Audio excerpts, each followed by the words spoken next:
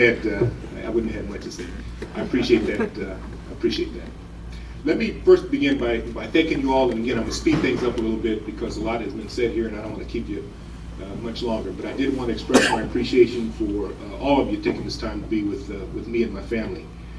I wanted to give special thanks to Dan Ortega. He's a tremendous MC. He did a lot of work in trying to pull this together. But there's a person I really want to spend a minute with in recognizing, not only for her work in putting this thing on, but she's one of the finest assistants I've had the chance to work with. And I mean assistant, I don't mean secretary. Cheryl Nagata, would you stand up?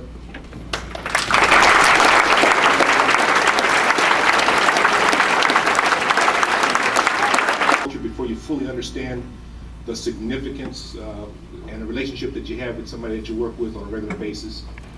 It's sort of hard to describe in words, but let me say this, that these are the people that you do in fact entrust your life to. And sometimes you don't always get along, and sometimes you might even philosophically be slightly different, but you have one thing in common, and that's to do what you need to do. Dave Byers is here. Where are you, Dave? Stand up.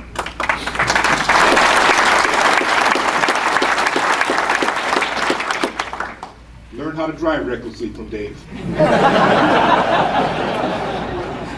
I'll come back to Dave in a moment. Jack Morris is here. Jack, would you stand up?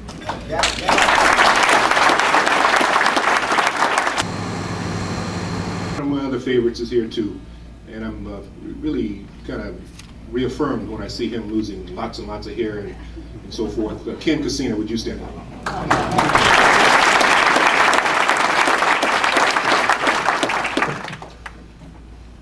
August 11th, 1969, I walked into the San Jose Police Department, Chuck, after being a deputy sheriff for a year and a half. I met with the chief of patrol at the time, Elmer Klein, and I remember that meeting as if it was yesterday. Chief Klein said, well, I came on with 4 other guys, Jim Guido, who had since retired, Andy Lane, who has since retired, Ray Ireland, who is still here, and myself. We came on the same day. And I remember Chief Klein saying to me, I think I might have been the first pick of the litter on that particular list, Walt, we got a couple of openings on the swing shift, and we have one opening on the day shift. What do you want to? And so I went to swing shift. I rode for a day with infamous people such as Hal Ratliff. I spent a day with Dwight Messimer, who is retired. Dwight and I engaged the burglar in a long foot chase. Well, it was longer for me because Dwight was good for about 70 meters. And at the time, I was fairly quick, and so we went about 300 or 400 meters.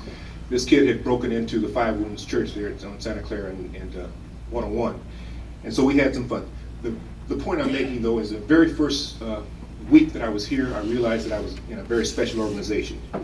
I was around very bright, very assertive, very self-assured people, and I said, you know, I think I've died and gone to heaven. That was my reaction to my initial contact with San Jose PD. The organization, from my perspective, and again, I'll be as brief as I can, was very tradition-bound. There's no question that our mission was pretty narrow in those days. It was simply to suppress crime and make apprehensions. Most of the senior staff was in place, had been in place for a long time. Our chief officers had gone way back into the 30s with their careers, and here we were in an organization that was getting ready to face the 70s and the 80s, and we were still struggling, as was most law enforcement organizations across the country, with a tremendous potential to become a great department. After about a year, I had a chance to get assigned to what is called community relations, and that's where I met Lou. Lou was a breath of fresh air because he and I, we think that we woke up in the wrong decade in the San Jose Police Department. We would like to have woke up right about now, I think. It had to do with preference. He was saving money to buy a home, and he was pretty much budgeting very seriously, and I wasn't. And we had this long extended argument. I think you will be a very good father.